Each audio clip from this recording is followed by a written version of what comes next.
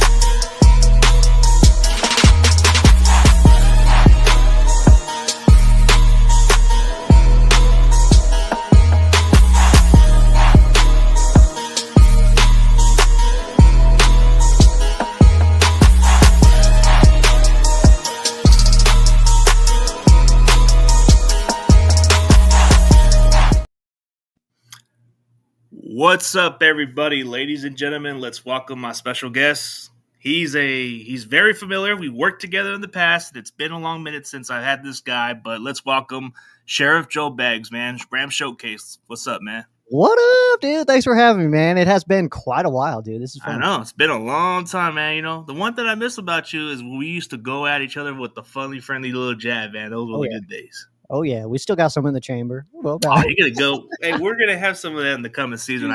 I'm pretty sure we'll plan on that when we play you guys. But yeah. But, you know, the crazy part about it is you grew up in the state of Colorado. So what made you a Rams fan, bro? It had to be like, you know, like a certain player or something, you know, like a certain player or a team that just made you love with that team. Yeah, man. It's kind of, I mean, I guess the quicker version of it is all my family out here is Broncos fans. They all got season tickets, all that stuff. One of the reasons that I even got into sports in general is my grandma. She was major sports fan, big old Broncos, big Rockies, stuff like that.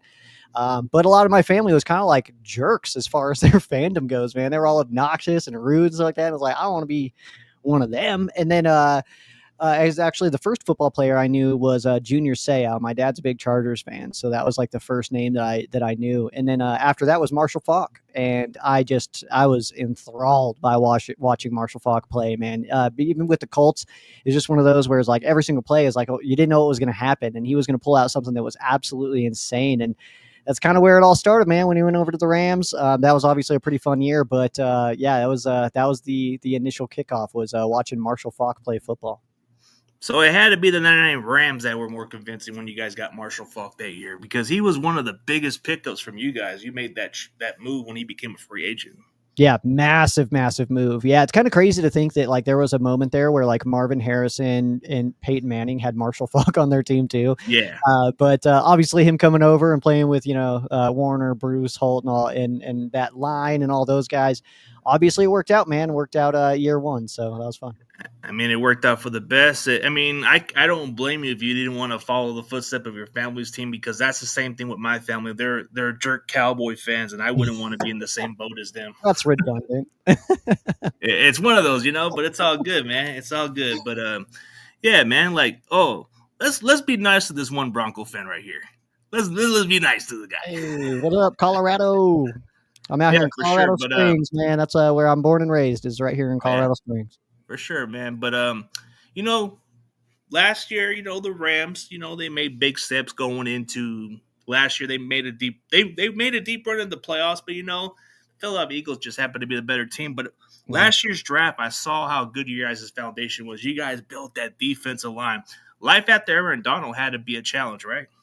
Yeah, I mean, no question about it. Obviously, when you lose a first ballot Hall of Famer, I mean, one of the best that's ever played the game. I mean, obviously, you're anticipating and kind of preparing for a bit of a step back, but then bringing in those FSU boys, man, it seemed to at least soften the blow, I would say, ultimately, because we definitely felt it. I mean, you can definitely feel when Aaron Donald's not on the field anymore. I mean, that's the entire time the Rams have been in LA. Obviously, he was drafted in St. Louis. So, I mean, obviously that's such a huge hole to fill. But, I mean, Kobe Turner, who's now going to be going into year 3. And then, like I said, with the FSU boys, with Braden Fisk as well as Jared Verse, I mean, I can't really go wrong. And also Byron Young, man, BY. So everybody right now on that front is going into year 2 or year 3. Pretty young, hungry squad right there. I mean, you look at the defense, the foundation is nice when you have like the fronts, like you have the front four and it gets pressure.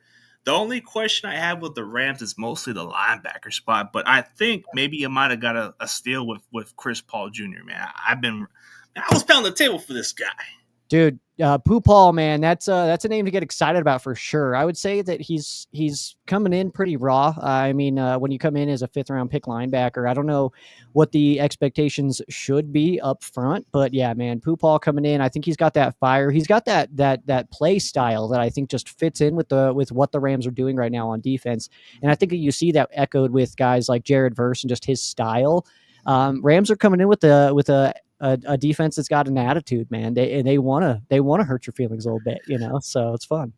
I mean, you guys want to be ferocious, of course. You guys always, I mean, everything with the Rams when they had that physical defense, they always had those pass rushers in those old days and those other eras. But you look at how you guys were able to invest that front four, so I think that comes a long ways. But I think if the Rams had at least two solid linebackers, I think they would have been a lot better than what people give them credit for. Yeah, I very, very possibly, especially last year. I think it was just a little bit of a raw group. I mean, I really liked Christian Roseboom, who's out in Carolina now. He was a starter for most of the year.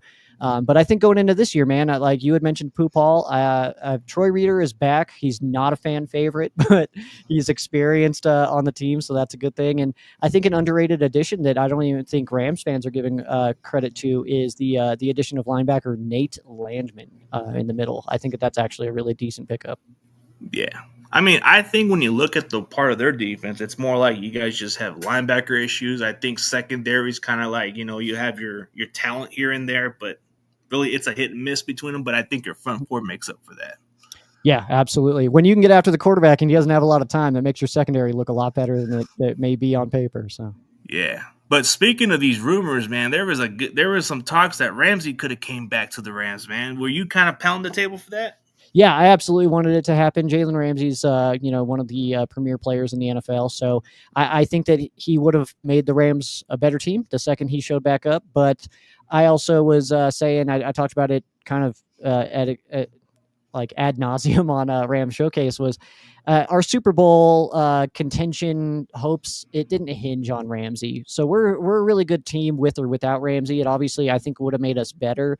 But also, you look at the deal that the Steelers gave up and adding more money to his contract, and then what they gave up. It's like, you know what? Yeah, we're all right. Like we'll be fine without giving that. I mean, he's going to be 31 anyways. Yeah, exactly. That's the thing too. Is it like you got to look at the timing of when he. I think that he was at his best when he was with the Rams on his first stint, and I think that ultimately you look at it now and you're like, yeah, he is getting to that age where it's like, is he still that? I don't know. Maybe not. Maybe he's not that same guy. But the Rams were very much in the conversations to bring him back, and I think that the Steelers just outbid him. I mean, regardless of what I think of the Rams, I think they always been too more invested into what they believe in. Like, I like that you guys actually went offensive lineman last offseason, even though it was a hit and miss between them. But I feel like that's the most important spot, is to protect Stafford at all cost. Absolutely, at his age too. Yeah, man, it's if Stafford goes down, the wheels kind of fall off a bit. I know we've got your former guy Jimmy Garoppolo on the bench, but that's a drop off, man. Stafford to Garoppolo is a drop, so I think that we would feel it if Stafford isn't able to go every game. I mean, a drop off. I mean, yeah, it's a little drop off, but he can still move the flow to the boat. Man. He's experienced for sure. He is not Matthew Stafford. Good experience, and that's the thing is, I think that with McVay, I think that if we needed to see Jimmy start some games, he would be able to create some game plans that fit into Jimmy's style and strengths. So I think that we would be fine, but. Won't be as efficient when you have Stafford. The play breaking down, pre-snap, stuff like that. Stafford's just he's. I don't think he gets nearly enough credit, but maybe that's just me seeing the world through my royal colored glasses over here. Yeah. Well, looking into the way your offense is, I feel like when you guys have your running game going with Kyren Williams, if you guys give him the ball, I think you guys are able to move a little more than expected. But it's just you guys always tend to manage a little bit on the running game a little bit. Yeah, which is kind of interesting. I think that this year we'll see a lot more. I think if we pay attention, if you're one of those people that dives into percentages and all that stuff, I think you're going to see a jump in the Rams rushing attack this year as far as attempts and all that goes. And I think that's not just Kyren, who I think is in a position to have a really, really strong year. Isn't he kind of entering a contract here? So even two, and the rookie. Yeah, so we'll see. There's talks happening, at least to our knowledge. There's talks still happening. The last we heard, it's been a bit since we've heard any updates, but McVay did say that those conversations have been productive and positive. But we haven't heard anything yet. I do kind of feel like something happens, and if we don't see it by training camp, I mean, I've kind of been saying it all offseason. I think that this is both Kyren Williams' best year and last year with the Rams. But who knows? Maybe he does get this deal done soon. I mean, it would be foolish of you guys to let this guy go, because when he was on the field, he made your running game more of a float. He was kind of like your Dollar Tree version of Marshall Faulk a little bit. Like, he can catch the ball at the backfield. He was a little bit hard to tackle. Like, even though he wasn't quite a big running back, I mean, yeah. I don't know. He was just giving my teams a little bit of problems right there. In short space, man, he's very difficult to tackle in a phone booth, but he doesn't have that top end speed. He's not going to break out any 60-yard runs and then it's off to the races. Like, once he breaks out, you can catch him from behind. But that's our only real big gripe on him. That and fumbles, man. That's like the only thing that's the one issue I've always heard about is the ball security. Maybe that's why you guys. And it's not even that many. That's the problem. It's not that many fumbles. It's the timing of when they happen. It's in the fourth quarter against the Philadelphia Eagles when we're trying to go down and take the lead. It's stuff like that. That's really stuff like those little things kind of make a difference here. But life after Cooper Kupp has to be challenging, but then you guys got Davante Adams, which I thought was an interesting pickup. But then looking at how it's gonna, do you think it's really gonna elevate Puka at the same level, or you think it's gonna be the same like he was as a rookie? I think the Rams got better at the wide receiver position. I love Cooper Kupp. I have nothing negative to say about Cooper Kupp, but let's not pretend like Davante Adams isn't the better receiver. Cooper Kupp is, I mean, as far as a human being and a route runner, yeah. I've nothing negative to say about Cooper Kupp, but Davante Adams is like a surefire Hall of Famer. Cooper Kupp's an arguable Hall of Famer. You know what I mean? Like, he had that one really, really good year, and then outside of that, it's just been pretty good. So I think that Rams fans are kind of holding on to the Cooper Kupp thing a little bit tighter than I am, I guess. I think we got better. The only Rams team that I care about is the 2025 Rams. We're going into this year. I know stuff starting next month, so that's where I'm kind of looking. But obviously, Cooper Kupp in his locker room presence and his just human being aspect of it is where I think we take the biggest hit when it comes to Cooper Kupp. But I will be not sad one bit if we look back on his career and say, oh yeah, all of his best years were with the Rams.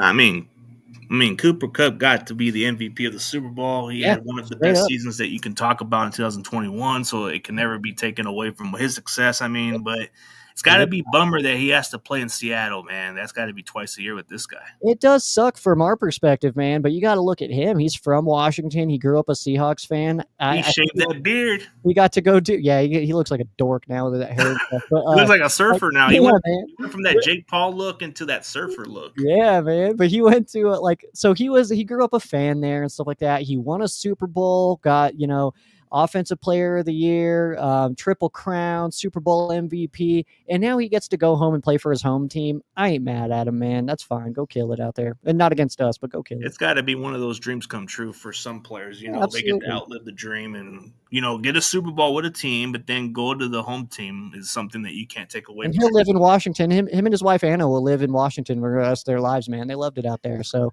yeah. But he will be somebody you would always be thankful for at the end of the day. So it's For sure. Yeah, you get Cooper Kupp, man. You get him that type of in a lot of ways. But looking at how the Rams are, I feel like with Sean McVay, he can develop any kind of wide receiver the way it looks like. But I think Jordan Whittington has potential to be a really good receiver for you guys. But I think it's going to be more Atwell getting involved in that offense.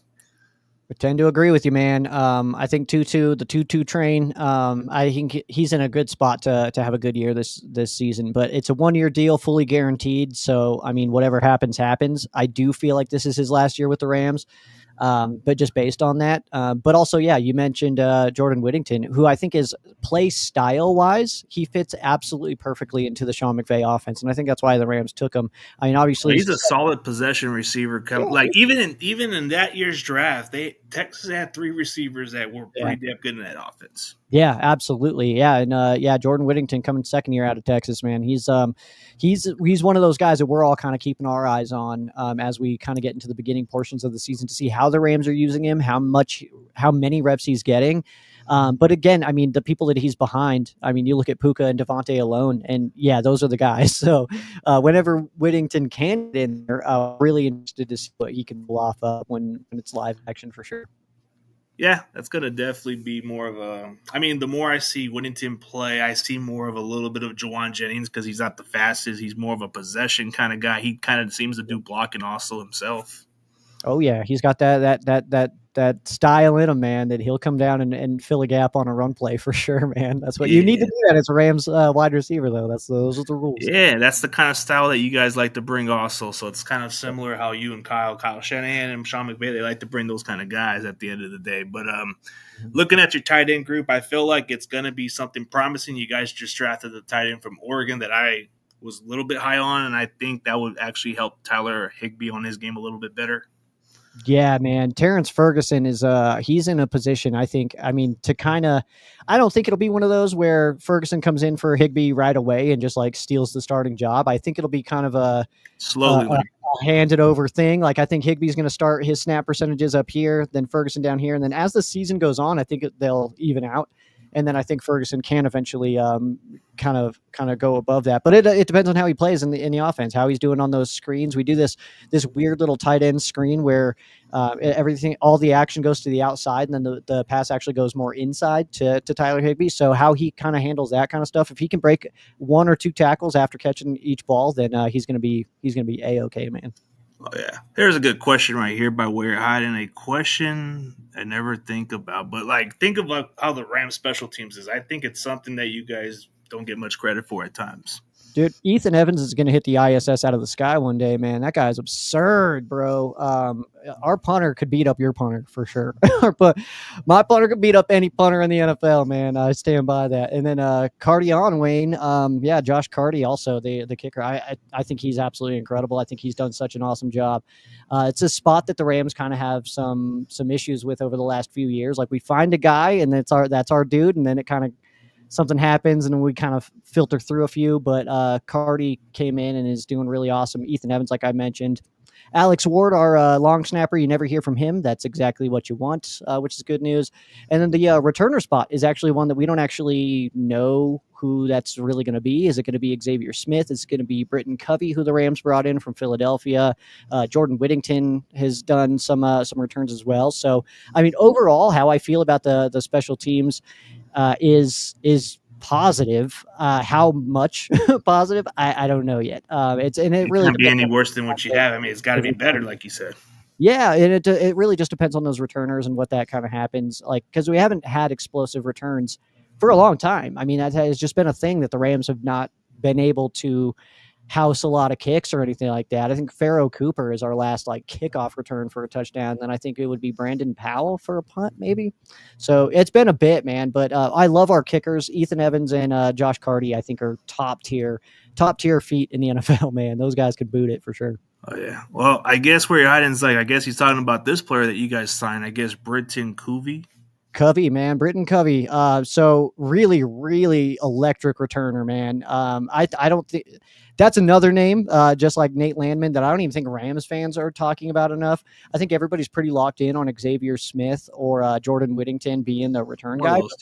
Britton Covey, man, he's the guy that I'm watching for. That's what I've been fired up for preseason, man. That's all in my notes of preseason time. It's Covey time. He does, right? I'm excited to see what he can do, and especially if he pops into on offense and actually is productive on that side as well. Then yeah, I think he's locking himself in on a roster spot, and I'm picking him to make it. Oh, yeah. I guess that's going to have to be something you guys have to look forward to as far as your kick returner type of thing. You guys haven't had it in quite a long time, but I think maybe with this guy, he might give you guys something. So, yeah. Good. I look at I think of all the sleepers, man. There's got to be a certain sleeper that maybe we got to look out for as far as the Rams players. Which Ram player have you been watching and keeping an eye on that you might say, you know what, this guy's going to surprise people this upcoming season? I'm going to go with Emmanuel Forbes, the cornerback that the Rams actually got from the Commanders. They got. Yeah. That's going. So he came over, man, and I think that the way that he was able to kind of come in this offseason, obviously he's been working with Aubrey Pleasant, who I am wildly high on as a coach. I think that he's absolutely incredible. I think that it's just a matter of time before he's a head coach in the NFL. But he's our secondary coach and assistant head coach. But it's a really good thing. But Emmanuel Forbes is that's a guy I'm kind of pounding the table on him. And then Covey and Landman as well. I've already kind of mentioned them, but you mentioned those ones, okay. But yeah, but like that one cornerback you're talking about, because he was a first round pick, and then a change of scenery can actually be the best for some players. So it's like absolutely, and the Rams could use somebody to just absolutely come out of nowhere at the corner spot. I mean, Darius Williams, not a bad player. Kelly Witherspoon, not a bad player. Kobe Durant, not a bad player, but none of them have exploded onto the scene. And so that could be Forbes. Who knows? Well, it's got to go with more experience with these guys, but Forbes seems like he's got the upside to be good at the end of the day. I mean, you look at Witherspoon is who he is, man. Like, he's been better with you guys than he's ever been with us. I mean, I can't say much about. I've got nothing bad to say about Akello.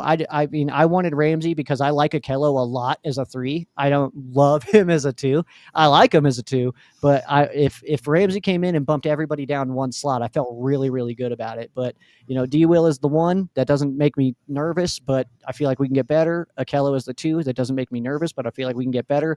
But mainly, also, we just need somebody to step up in that world. Yeah. And Forbes very well could be that guy.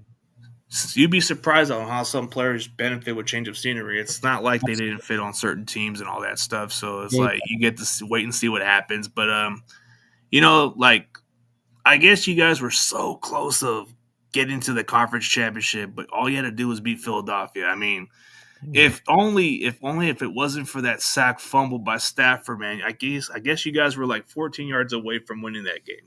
Yeah, man. So I mean, obviously that was such a heartbreaker. The two final offensive plays for the Rams this last year in the snow.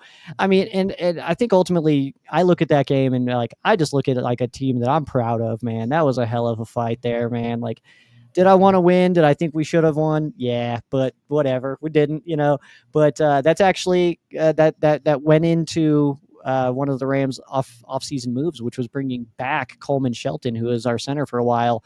Bo Limmer did an awesome job all season. He very much exceeded expectations as a 6th round center out of Arkansas as a rookie, coming in there with some injuries. Jonah Jackson, Steve Avila, some people just getting banged up. Rob Havenstein didn't play week 1 and stuff like that. I think maybe week 2 also. But Coleman Shelton coming in, obviously that's massive. But Bo, I mean, nothing bad to say about Bo, but he missed those assignments on the last 2 plays of the year. He was looking left, and you got Jalen Carter coming on his right, and it's like, dude, that's one of the best in the league, man. You got to watch out for that guy. So, yeah, it's a tough challenge, man, especially facing with Jalen Carter, man. That guy made a game-changing play. I mean, it could have gone either way if it would have went that route, but man, I know a thing about heartbreaking, man. It's been like that for decades for me, man. I can't even like, but I know you had some of your success. You got that 2021, but the rest of those other years, you guys had some heartbreakings. But I guess you can say your 2021 was pretty much your relief, and then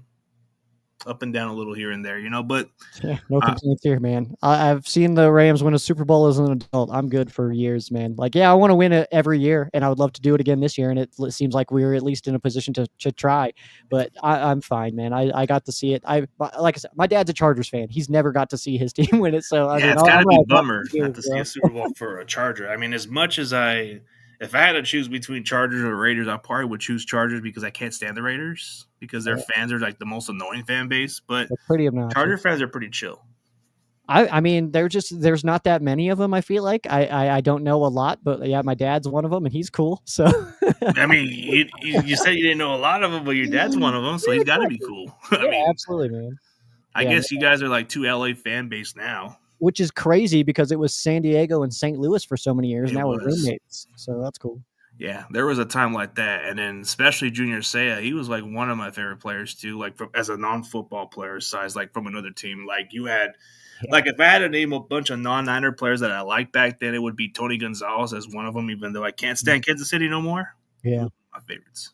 Dude, Gonzalez was awesome. But yeah, Seau was like, I mean, my dad's got all of his stuff. He's got bobbleheads and all that stuff of Junior Seau. So yeah, it was just sad what happened to that guy. It's just for real, man. Definitely sad, man. That's unfortunate, but yeah, he left a great legacy. But definitely. Since I expect nothing less from you being a Rams fan, I don't know how you would feel about the NFC West. Like, which team in the NFC West might give you a run for your money if you had to be more just from an outside looking in? Because I know you do the rest of the West at times. Yeah, so I think that a team that, I mean, there's only 4, so it's like it's hard to ignore any of them really. But I think a team that isn't getting enough credit as we go into the season is the Arizona Cardinals. I think that their roster is looking pretty solid. I don't think that Kyler Murray's really that guy, but their roster is pretty solid. Gannon is doing a much better job than I anticipated him doing, considering his dumb little when he got hired. It was explosions. Like, shut up, you dork! But he's doing a good job out there, man. So I think that too. I think part of my emotions on the Cardinals is like how welcoming they were for the Rams in the playoffs, and like having that game get moved out there and stuff like that. And it was just like super cool of them and stuff. But I think ultimately, yeah, their roster's looking good. They've made some good additions, man. I don't think that they're getting enough of the conversation with obviously. The Rams get a lot of it. You guys get a lot of it. Seattle, they get a lot of it too, especially with their quarterback switches and stuff like that. So I think Arizona's kind of like underlooked so far. I think when you look at that team, I think you kind of said it right. They're making strides in a lot of different ways, but can that translate into the season? Because in the first half of the season, they look like an unstoppable football team for a moment. Every time, dude. It's crazy. Second half, what happens? They beat Kyler Murray, and they just it's terrible. It's awesome. Especially I mean, I think the only way I look at competition is I don't know about Seattle. I don't know what Seattle team we're getting because Sam Darnold's coming in with a different situation. This is not the Minnesota Vikings for Sam Darnold. This is the Seahawks. You have Jackson Smith and Jigma and Cooper Kupp as maybe your go-to guys. Yeah, I think that ultimately Sam Darnold's gonna be like, oh, this is what a normal offense is like being in again. It's like this ain't the Kevin O'Connell offense, man, off the McVay tree anymore, man. You're in it, and yeah. I think that we see Sam Darnold take a bit of a step back, but who knows, dude? I'm just wrong about it. I'm just a dude in Colorado talking about this stuff, so I don't know, man. But I know that the way we finished our season, it wasn't quite as good as everybody thought. We had a lot of pressure last year, and it just we crashed and burned. Yeah. And maybe from your perspective, if this team can stay healthy and if this rookie class can contribute, maybe this could be the actual competition. That's only if they stay healthy and these players produce right. Yeah, we'll see, man. I got a lot of questions on the 49ers myself. A lot of those hinge on the quarterback. I don't feel like I've seen him elevate the team yet. I've just seen him participate in the offense, which is a good offense, so nothing negative to say there. I think the Christian McCaffrey injury, I'm really curious to see how he comes off of that, because that injury that he had last year, as soon as it happened, I was like, oh, that's a long-term deal. Like, he's been so beat up that like this one's gonna hinder him. And kind of similar to how I felt about Gurley off of his knee injury, where it's like, okay, this one might be bad. So, and then obviously we know that the Niners moved on from like Hufanga and Greenlaw because of injuries, and like obviously the best ability is availability, but those are really, really talented players, and I think the 49ers are going to feel those hits. Yeah, we have some big shoes to fill in with those guys, but I think when you look at it that way, I think we're still keeping the same veterans. It just has to really depend on the young guys. Like, we had to replace Greenlaw in the draft with Nick Martin, which I'm really hoping this guy turns out good. But I think D. Winters is that guy that's going to take that spot. I think he's more advanced, and I'm not liking the fact we drafted that Oklahoma State Cowboy guy. I wanted that Sooner guy, man. This Nick Martin guy, I'm not really feeling it, but maybe I could be wrong about him. Hey, that's the best part about it, man, is that we don't know, and they saw something in him, man. So you never know, and sometimes it could be something so simple that like the way he answered this question in an interview is why we wanted him, not something on tape or something like that. So those are the kind of questions I always have of like, what were the conversations like, behind, like, because we've seen the tape. That's why I hate when people start moving up and down the board come combine time. It's like, yo, the tape is out. We've got all the tape. Why are we moving and shaking, Mel Kiper? You're not in these interviews and stuff like that. So like it feels like just like lip service at that point to me. But those interviews are huge for the teams, man. And I think that the Rams are one of those teams, and I think that you guys are one of those teams as well that do a good job of nailing those interviews and taking guys based on their personalities, not just their tape, which is huge. Yeah, I think what Robert Sala's bringing is the guys who would fit into the system and probably just get the guys who would just excel. But yeah. I just think we're having a little bit more question marks than what you would expect. I mean, the offensive line is something concerning, of course, but we'll have to wait and see what happens. But I feel like from looking at the Rams, you can go into the offseason with some confidence. But how do you feel about this draft? Like, just from the players that you like so far? I mean, it was a very small class, a six guy class for the first Rams. Round pick for suckers. Yeah, dude. First round picks are for nerds, bro. Nerds. And if we do take a first round pick, it's got to be a Jared. All right. If there's no Jareds available in the first round, we don't want them anyway. So get them out of here. But obviously, Ferguson, man, that's a big pick. We got, Poo-Paul, Konate Mumpfield at wide receiver. That was our last pick of the draft. I think he's kind of an underrated one. Ty Hamilton, I think, is going to get some reps in there on the defensive line that could be solid as well. So not any complaints on our draft class. I just don't think that we see that many of those guys. Jarquez Hunter as well. I mean, he's going to be a third string back. So, I mean, yeah, I like him and I'm excited for him. But, I mean, behind Kyron Williams and Blake Corum, I'm just not sure how much we see them. So I think that ultimately we don't see a lot of rookies for the Rams this year. You just got to like the depth you guys are adding into. So Absolutely. I think what's a sure thing for your guys' starting lineup is maybe Chris Paul might be your starter, and he's a 5th round pick.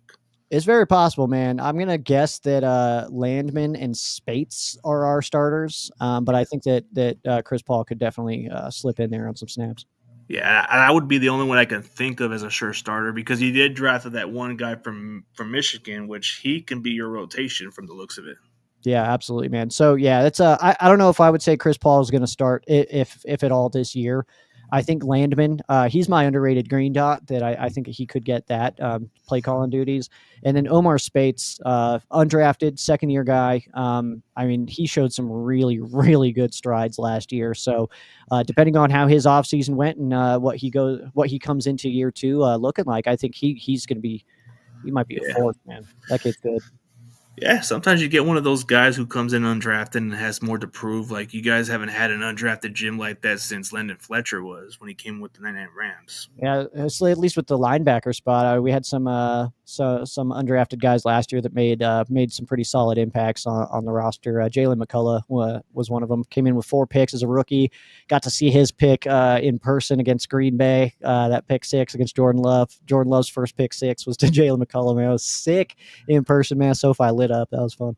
Oh, yeah. You guys were hitting on those undrafted gyms like the last year. I mean, you even had the secondaries balling out too that year. And you had some guys out there, I'm going to lie. I think from the Rams' perspective, man, they were hitting on the drafts for 2 straight years.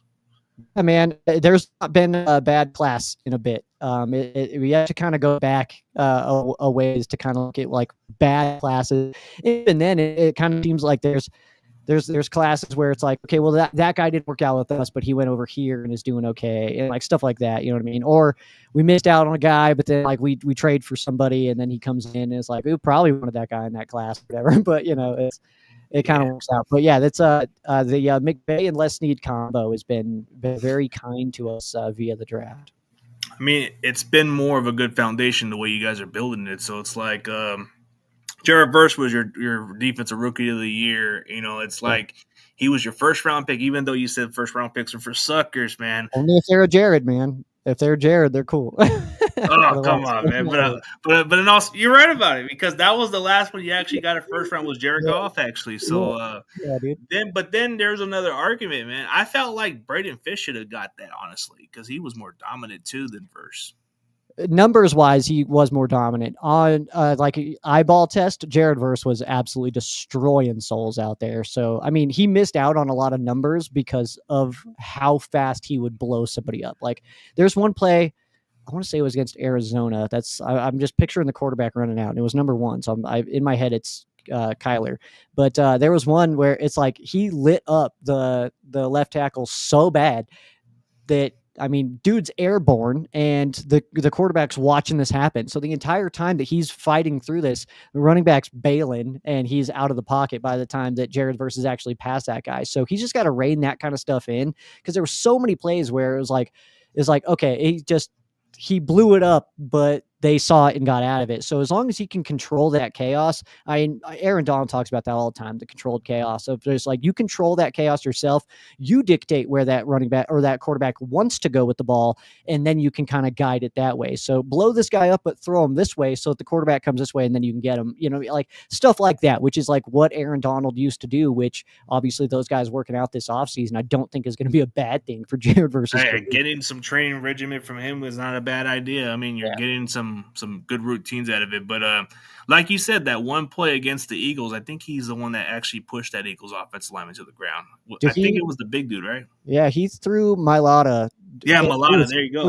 He was airborne, bro. Airborne. Dude, yeah. I can't even think of a guy at 270 pounds pushing a 380-pound lineman. Yeah, dude, that was one of those. And that's funny, too, because, like, they talk about that game and they'll show highlights and be like, dude, look at Mailata. He's absolutely crazy. And it's like, no. Show those plays, though. Show the other ones. Like the dirty, like the ones that don't get talked about, right? But yeah, stop cherry picking your plays, man. Show the ones where he's getting lit up. Yeah, those are the kind of plays that you look at and say, that's football. Like even the Juwan Jennings blocking plays, man. I like seeing these people get pushed to the ground, man. Those are the kind of highlights I enjoy. But like you said, the Jared Verse play on that Eagles offensive line was just ferocious, man. It was just like he was hurting some feelings. Yeah. Dude. And it was because he came out and said that he doesn't like Eagles fans, and so the Eagles fans were ripping him up. And then he came in. They were ripping him up, and he was more fired up, dude. Like more fired up than I think he would have been, because like before the game, it's like snowing, obviously, it's like that. He goes out, no sleeves, and he does a lap around the bowl. And he was talking smack on him. Fans, bro. That was so funny. That is like absolutely so funny to me that he did that, and then backed it up. Went out, got 2 sacks on Rams. They had the fourth most sacks in playoff history last year. Only played in 2 games, dude. Like they in the playoffs, the Rams defensive line just went off, dude. Like poor Darnold and poor Jalen, man, because they were getting lit up with this. That playoff game was crazy. Like you guys had at least like 9 sacks in that performance against the Vikings, and then it just continued on. Yeah, 8 and 9. That was crazy, bro. I think that game against Philadelphia, you guys got 6 sacks, if I'm mistaken. I want to say it was 8 and 9. 8 and 9, but dude, you guys were like killing it in the playoffs that year. It was like, yeah, dude. And who knows? It was insane, bro. But obviously, we know what the Eagles did. If the Rams would have been hosting the NFC Championship game against the Commanders, I feel good about that, and I feel like it would have been another Super Bowl visit. You probably would have made a strong argument, because all you needed was 14 yards to get down the field, but. I think in the football gods world, man, I think Jalen Carter did us a solid. I'm just playing, man. Yeah. No, but the football gods, that's a real thing. That's why I think we lost to Detroit the previous year, man. The football gods weren't going to let them lose that game. One of those situations that happens, man. But speaking of like the offseason loss, like what was the one player that you felt like the Rams lost that you feel like they can still replace, but maybe it might be an underrated loss to you guys? Ooh, that's actually a really good question, and I'm going to go with the guy you guys took from us, which is going to be wide receiver DeMarcus Robinson. I think that's a bigger hit for the Rams offense, and I think it's getting credit for. I think we can make up for that. I think we've got the guys, the names that we had mentioned before: Tutu Atwell, Jordan Whittington, Xavier Smith. I think these are guys that can fill roles. But I mean, DeMarcus Robinson, he was absolutely killing it these last few years, man. I mean, that catch he had in overtime against the Seahawks to win that game, insane catch, absolutely incredible. Like, I don't know, man. He was doing so well for us that I think that to me, not to say that that's a bigger hit for Cup leaving, but that to me is one of those where it's like, Rams fans aren't even going to talk about it, but it can be one of those things where I'll say something of like, man, if we had DeMarcus Robinson, that's maybe a first down or like something like that. You know what I mean? But now he's a 49er, so he's dead to me. So yeah, it's kind of like one of those underrated pickups, but then finding out that he's already going to be suspended for 3 games. So it's like, what was the point of signing him? Yeah, man. But he's gonna turn some heads, man. He's gonna have a lot of people pounding the table for him once he gets on the field. Yeah, because when you guys were dealing with injuries in the early part of the season, he was the one that stepped in and played pretty well. And he had I think he had his career high season where he had over 500 yards, 7 touchdowns that year. Yeah, had his first time having multi-touchdown games. That was back-to-back weeks that he did that. First time. One of those was that Seattle game. But yeah, man, I mean, he had a really good season. He was one of the guys that I really wanted back, and I don't think the Rams even really tried. Yeah. So. I would have thought maybe you would have said Cooper Kupp, man, but I guess Demarcus That's an easy Robinson just one. comes to mind. Like, I That's guess an he's just one of those easy one. underrated players that nobody talks about. But like, I feel like from looking at how the Rams are, I think they'll be fine on that part because you got Jordan Whittington who can probably step in and have that similar role. Maybe not exactly how Robinson did it, but you're probably going to get more production out of him. But Tutu Atwell, it's like you guys have had him for years and you guys have underutilized him for a long time, but he had one of his season highs last year. Yeah, he's actually gone up in his receiving. I think even Sean McVay has mentioned it like multiple times. He's like, yeah, we've underutilized Tutu Atwell. So I think that he's going to be pretty heavily involved in the offensive game plan. So hopefully he can just stay healthy, man. That's always been our concern with Tutu. So it's been fine. He's missed, here and there, but ultimately he has been fine. And yeah, man, I'm excited to see what he can do this year, especially given his speed, man. That can open up a lot, and especially when you got eyeballs going to speed when your outside receivers are Puka and Devontae. I mean, it's who do you cover, man? I don't know. It's exciting to think about. It could have been one of those fantasy teams if you would have just kept Cooper Kupp, but then it would have just been kind of like, man, that would have been just too much right there. I feel like the Rams knew that they were getting Devontae Adams this whole time. I feel like that was probably a conversation between Devontae and Sean McVay, probably near the end of the season, maybe even when the Rams played the Jets and we played against them. That is like, hey man, if you want to come over, we'll get you. And then I don't think that's impossible because Cooper Kupp he stated that he didn't want to leave. He was like, I don't want to go. Like, and it was like, too bad, we're cutting you. It was just business, but it had to cut him too. It was not like contract up or anything, dude. Like, so I think that it was a planned thing. I think that goes further back than we know. Yeah, I don't think money was the issue with Kupp. I just think you guys wanted to move on anyways. But like, it just didn't make any sense. But then I can see why you want to go with somebody like Devontae Adams because he's a Hall of Famer more than Cooper Kupp. But you guys said you guys wanted to go young, but instead it has to be a guy the same age as Cooper Kupp, man. Yeah, going young is not the proper term there for sure. They should have went a different term. Yeah, man, just going with a different style, I think, is the way to do it. But we want to go young at wide receiver. Nope, never mind. We got Devontae Adams. Yep. I mean, it's going to be sick, though, man. We needed to improve in the red zone, and I think we did that with Devontae. Yeah, he's a good red zone target, but it's going to have to take a lot of Taco Bills for this guy to ball out. I mean, we'll see what happens, man. I'm excited for it.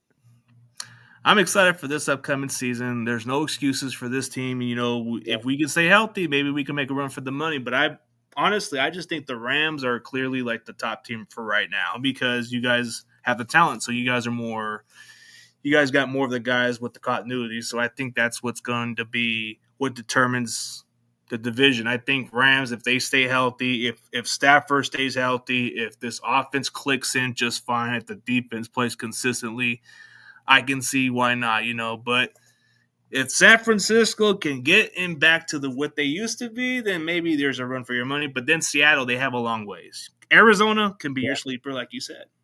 Yeah, I think if I had to pick today, and I don't have a lot of confidence in the 49ers, and that's not just me being a Rams fan. It's okay, man. Coming off of last year, it's the injury to McCaffrey, which was, I think, a major hit to the offense. The second that he went out, Brock Purdy got worse. I think he didn't have that little dump out. A lot of those hidden yards go to McCaffrey on those little underneaths and stuff. So I think that's a big hit when he does go out. And is he going to be that same player? Brock Purdy, I've kind of mentioned my concerns there. I just don't think he's elevated that team. I just think he participates in the offense, which is fine. That's how Jared Goff is. That's how Jalen Hurts is. There's a lot of good quarterbacks that are able to do that and just participate in the offense, not necessarily elevate the offense. But then, I don't know. Maybe I think I probably overestimate the departure of Debo in the wide receiver room. Ayuk, I don't even think he wants to be there anymore. So that's kind of a question mark for me. Kittle is definitely not the same guy anymore. So yeah, man, I have a lot of questions about the 49ers. A lot of question marks. Yeah. And then not to say CMC stay healthy. Can Brandon Ayuk come back to that same passion? I mean, that's it. The only guy that seems to want to be here is Jawan Jennings. It's just we have to give this dual contract. Exactly. So like I think in my brain I kind of already like I mean I've said it in multiple places already that I think that the 49ers have a fairly similar year to last year this season. And who knows, man, maybe I'm way off there, but also I think that Seattle, they don't really concern me. I don't like their coach that much. I don't like their quarterback.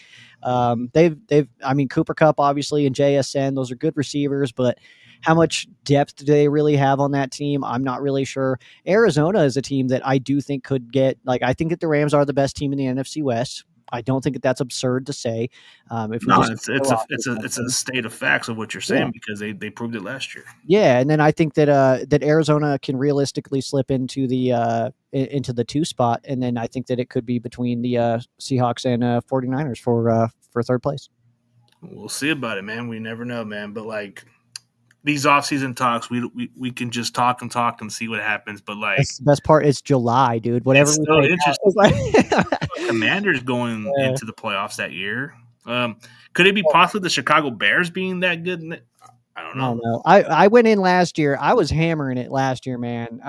That I thought that the Washington Commanders were the most improved team of the offseason. I was high on them.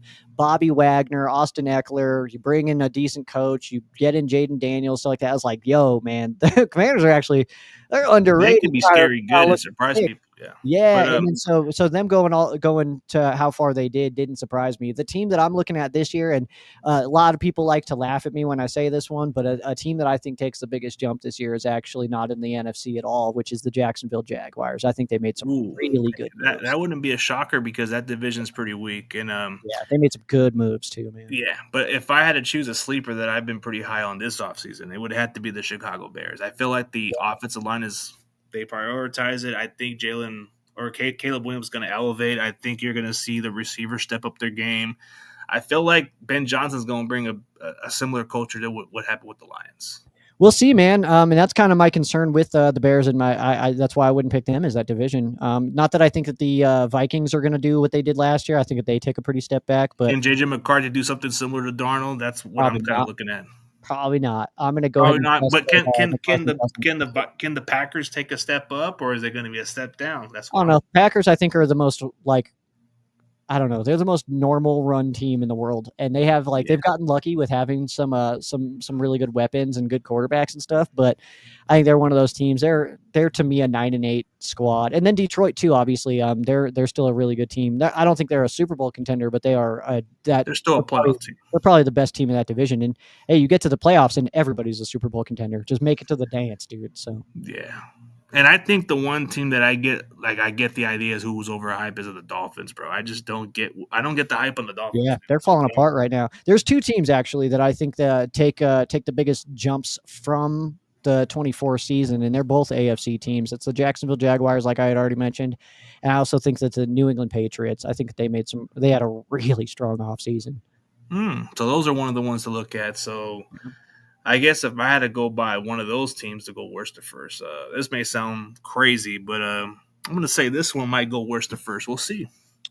Yeah, I mean, not impossible, especially when you got a good coach like you do, man. And the schedule seems more favorable than what you look at. You definitely have that going for you. And maybe I don't understand Brock Purdy enough, and maybe he is actually that guy that's gonna elevate. But like you said, if it was $39 million, you would have been okay with paying Brock Purdy. Remember that conversation? Yeah, absolutely. Because once you find a guy, you do it. But I don't know. And his contract's not as bad as I think some people make it out to be, but I do think it was an overpay. Yeah.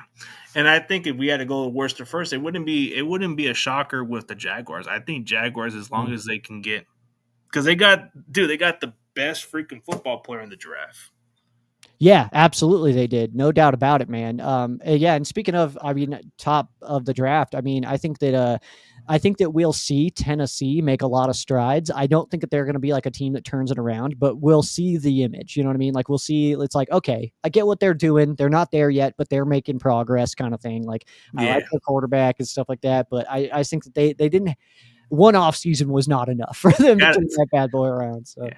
The one team that has to do a make or break here, it's gotta be Arizona, man. Like this type of coaching staff, it's gotta be the year they finally get to a winning season. But Yeah, I think there's a lot of pressure on Kyler. I think if he doesn't show this year that he is the guy, that he can be that guy, I think that we're coming up on the last few years, if not the last year for Kyler out in Arizona. Because eventually, I mean, this is a very impatient league. Yeah, we both know that. That you don't get it done for 1 year, and people are already looking outside the building for what else is out there, man. So, I mean, Gannon's been there now for a couple years with Kyler. If they can't put it together now, because they do have a good roster, so if they don't put it together this year, changes are coming out in Arizona, which is maybe not for the best because they're like historically maybe the worst NFL team of all time.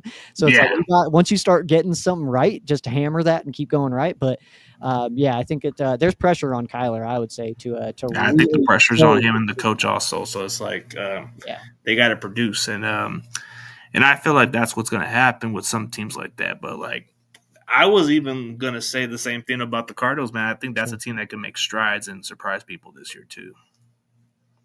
I'm not really feeling with absolutely Seattle agree. yet. Yeah, I think for me it's just that Darnold stuff, man. I don't know, man. Cool picture, bro. That's sick. Says how many years does Stafford have left in his tank, man? That's such a hard one because I don't even think he would know that. Like if you asked him privately with an NDA signed, I don't even think that he would be able to tell you how many years he's got left. I think if the Rams are able to pull off a Super Bowl win, I think we'd see him walk away. I think we'd see a lot of people walk away, but I think that would be the case. But I also I don't see it being impossible that he plays 2 or 3 more. I think he hasn't shown signs yet of his arm like not being able to get it done, like we've seen with like Rodgers, and we eventually saw that with Brady, where it's just not the same oomph on the ball. We haven't yet seen that with Stafford. Maybe this is the first year that we do see it, but no signs yet. So yeah, like we don't know what his timetable. Maybe next year or two, like you said. But I think the Rams have to really think like for the plan of the future. But that's until maybe the next couple of years. Yeah, absolutely. And I'm also not one of those fans that thinks that we have to get a quarterback to be under Matthew Stafford. Otherwise, it's going to be terrible when he leaves. It's like you got Jimmy G, man. Well, okay. But I think that the next Rams quarterback, I think, is probably already in the NFL, if I had to guess. The guy who takes over for Stafford, I feel like, is probably already in the NFL. We just trade for him. It's probably going to be that one guy, Stetson Bennett, right? Shoot, probably not. But man, that guy's the oldest college prospect. The guy comes in the party, man. This guy's supposed to be the coolest guy, right? He's one of those kind of guys that comes out of high school, right? Looks and we still brought in Jimmy G to be the backup. But I actually there's a few names that people bring up of like, because let's not forget, if Stafford does choose to retire this year, Rams have 2 first-round picks. Hopefully, they can get Arch Manning. Hopefully, I don't even think he comes out this year, but hopefully the Atlanta Falcons fall flat on their face, and that's a really, really good pick to pair in with our number 32, obviously. And we'll see what happens as far as a potential trade goes. But there's the names that are kind of floating around. The name that I want, and a lot of people disagree with me, they don't like him as much as I do, is Trevor Lawrence. I think you put Trevor Lawrence in Sean McVay's offense, and that kid is unstoppable. But I see a lot of people now, it's kind of becoming a thing. It's kind of funny that future Rams quarterback Joe Burrow is what everybody kind of keeps saying. Ooh, but, we get him eventually. Maybe in a couple of years, I might have your prediction for the future. It's probably gonna be Mac Jones. No, it won't be Mac Jones. Hey, he's gonna be a backup for 2 years. Maybe he'll do the Sam Darnold specialty. I don't know. No, it'll be somebody young. Maybe not younger than that because I said T-Law, but no, I don't know. I don't know if it would be. Burrow and Lawrence makes sense to me, man. But also it depends on what McVay's wanting to do. Because if McVay's still amped up to coach and wants to keep on flying, then I think that we could make a big swing there. But if McVay doesn't want to do that, then I think that the Rams could be looking towards the draft and just try to do it that way. But while we got Sean McVay, we're a good team, and when we don't have Sean McVay anymore, we'll certainly. It's a different situation. It could be worse. Soak it in, man. Soak it in while we got it, because we'll come crashing down eventually. Yeah, but I feel like you don't have to worry about that until the next couple of years for right now. So that's like, why worry about something that's not in your control until maybe the next couple of years? Straight up, man. Straight up. Yeah, it doesn't matter now, man. Today's the only thing that matters, man. Tomorrow's not here yet, so let's worry about tomorrow's not promising, so you always got to look at what's the now. So exactly. Yeah, bro, definitely appreciate your time. I know you got some stuff to do. We'll definitely need to catch up, but for everybody else, tell everybody where they can follow your social media platform. At Ram Showcase, at Sheriff Joe Bags. It's just about everywhere. I finally got access to my Instagram account back. The Ram Showcase Instagram account. I got locked out of it. I'm not sure why still, but hey, they gave it back. So that's cool. RamShowcase.com as well. And the Ram Showcase podcast. We're back to weekly. I wasn't going to do weekly quite yet, but I had some sponsorship stuff pop up. So I'm back to weekly episodes on that. Available everywhere you listen to podcasts, Spotify, iHeart, Apple Podcasts, all that stuff, and also a video version on Facebook and YouTube. Ram Showcase. Oh yeah, absolutely, man. Like, hopefully we can work on something in the upcoming season, man. Dude, totes, man. Once the Rams and Niners are facing off, man. I love Niners week. That's one of my favorite ones, just because the chaos that comes with it. The rivalry, yeah. The Niners fan base gets real loud, man, and it doesn't hurt my feelings at all, man. I think it's on week 5 on a short week. I think so, man. That's I've complained about Niners. Actually, got schedule right in front of me. Yep. So Thursday night, I complain about Niners week being on a short week because I like that. I like the build up. So when we only get a few days of it, it kind of bums me out. But yeah, we'll plan something for that one for sure, man. Yeah, we play you guys on that short week on week 5, and then we play you guys week 10. Dang, man, we're early with you guys, man. We got Arizona. We wrap up with you guys before we face Arizona at all. That's crazy. No, we do. You know, the crazy part is we start off the season against Seattle and we finish the season against Seattle. That's pretty weird, actually. We have all of our AFC games, all 5 of our AFC games before week 8, which is our bye week, which is like, let's get all those out of the way. What the heck are we doing out here, man? That's weird. But yeah, man, week 5 will be a fun one, man. That'll be good. We'll team up for sure, man. Yeah, we'll definitely reach out, man. I got your number. We'll figure out something at some point, man. But yeah, bro, for everybody else, thank you guys for tuning in, and go subscribe to my guy, Joe Bags, Ram Showcase. Regardless of the division, man, we always have a good debate, man. So maybe you guys might get the old school classic, a little debate between what we used to do back then. You might see it on his show. Maybe, man. That was fun stuff. Yeah, we don't want to spoil it, but we'll see. Thanks again, Niners fans. Thanks for hanging.